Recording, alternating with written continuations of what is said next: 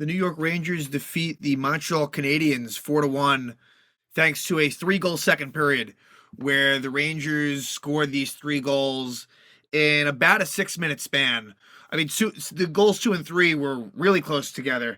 But Yaroslav Halak goes into his old stomping grounds in Montreal, which is where he started his career, and did a nice job. Wasn't overly tested, but Halak, did what he had to do, and he's starting to play better. He made 17 saves on 18 shots.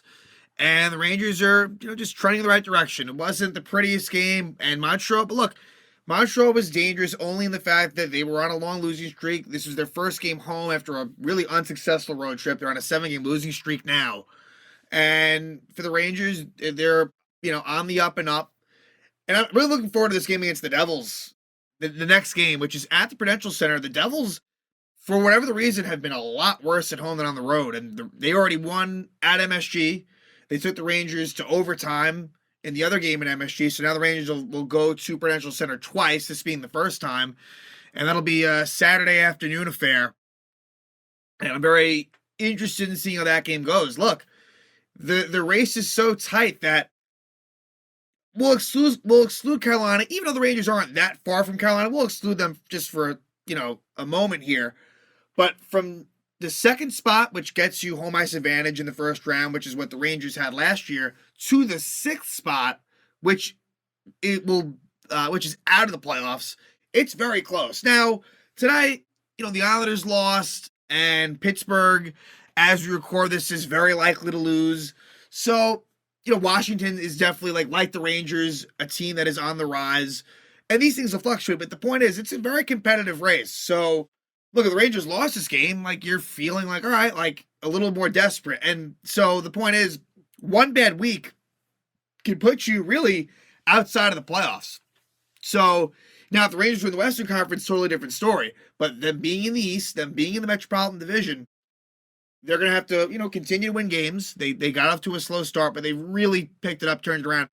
And the Rangers have played very well on the road, which why, even though the Devil game, it's a local game and there'll be tons of Ranger fans there, hopefully they can keep that sort of same road mentality, even though they have turned things around at home lately. But in this game, same lineup in terms of forwards and defense. Of note, Johnny Brodzinski's wife was, I believe, in labor. I think that was the reason why Brodzinski left, and Gustav Rydal, who we saw in preseason, took his spot. He actually took part in warm-ups, but was a healthy scratch. I would expect him to probably be a healthy scratch again, assuming that Brodzinski is still out on paternity leave. But I think that it'd be nice to see him get a look, but coming off the wins, I wouldn't expect it. And I still feel like the ones that are still most on the chopping block healthy scratch-wise would probably be Blais or Gauthier. I would prefer Blais, but it would be Blais or Gauthier if that does happen. But it is interesting that Rydal was called up as opposed to, let's say, Ryan Carpenter. So I'm not sure if it means anything. Maybe they just wanted to get Rydal just a taste of the NHL during the season. But anyway, that was a small note. But for the Rangers, in this game, Panarin wasn't all that good. Zibanejad wasn't all that good. But overall, I was pretty satisfied with the effort. I should also, a couple other things that I should mention. Jimmy Vesey signs a 2-year contract extension. So only for $800K per season. So a very cheap contract. Really have no problem with it. Just based on how low the number is. Do you want it taking time away from a potential young player? No, you don't. But for someone like this, who is more of a bottom six type of guy, not a big deal. And, he's been a dependable two-way player. He's really redefined himself since his first stint with the Rangers, which wasn't a bad, I think it wasn't a bad one. It didn't, live up to expectation, but I'm impressed. This, when Jimmy Vesey was on the Rangers the first 3 years, that was not a penalty killer. Now, maybe in that last season at the end, maybe he killed penalties. That was a rough time at that point. The Rangers were really selling off. But he's really, so long story short, he's under contract for 2 more seasons. So congrats to him. Also, Igor Shesterkin named an All-Star. And the process for the rosters is different than it used to be.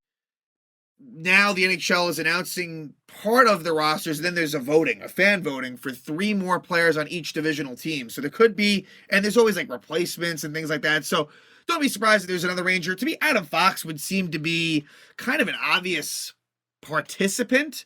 And if there were to be one Ranger, he probably would have been the guy. But Shesterkin, it's kind of funny how it works. Igor didn't, he won the Vezina last year. He was a Hart finalist. He actually was not an all-star last year. So I guess it all kind of evens itself out a little bit in a year where I wouldn't have thought, I wouldn't have thought at this point, maybe voted in, but I would have figured that maybe Fox would have probably been the representative. Just, but good for Igor. Hopefully Fox will still make it. And who knows? We've seen crazier things. Really, it's whoever, for better or worse, it's whoever wants to go down to Florida. Some do. Some would rather spend time with their family. So we'll see. And, what happens there. I think the fan vote is for another couple weeks. But getting into this Ranger Canadian game, the Rangers, the first period was very low event hockey. The shots were 6-4 Rangers. There wasn't a whole lot going on. It was pretty dead. There were no penalties in the first. It was very quiet. But in the second,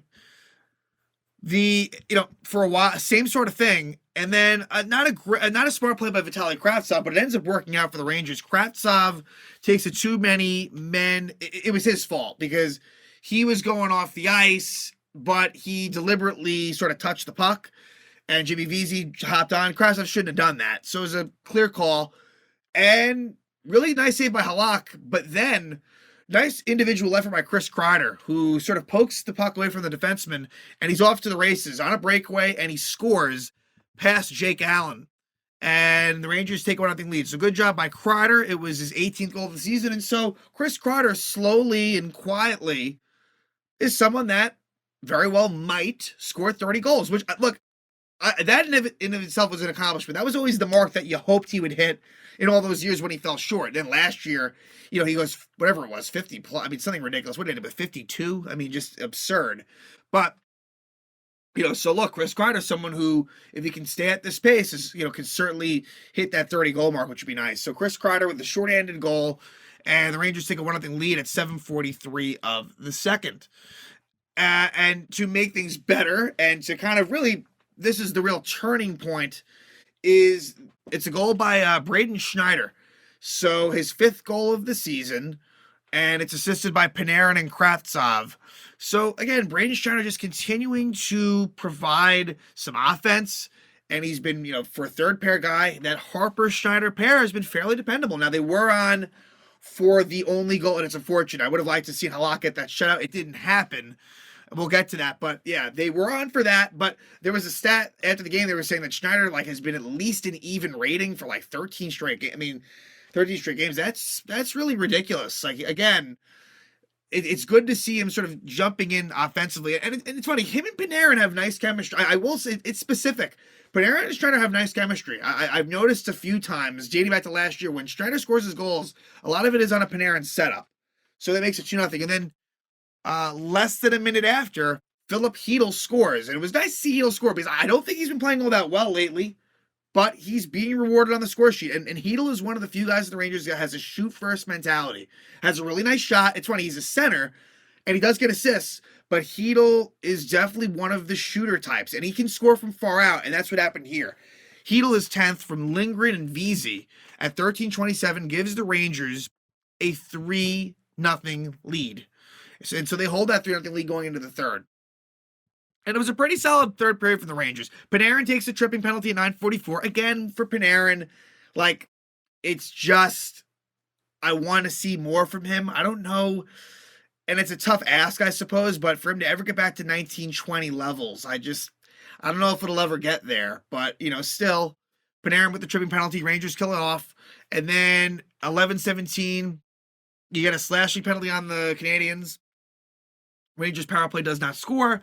And then at 14:46, with the fourth line on and the third pair on, Yoel Armia scores his first of the year.